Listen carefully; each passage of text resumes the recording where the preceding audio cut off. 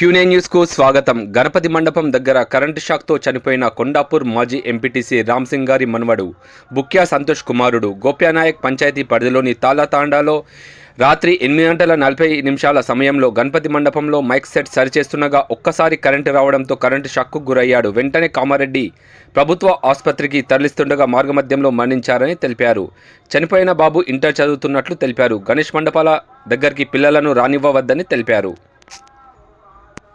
ఎప్పటికప్పుడు వార్తలను వీక్షించేందుకు Q9 news ని సబ్స్క్రైబ్ చేసుకోండి, లైక్ చేయండి, షేర్ చేయండి. విలువైన సమాచారాన్ని ముందుగా మీరే తెలుసుకునేందుకు బెల్ బటన్ ని క్లిక్ చేయండి.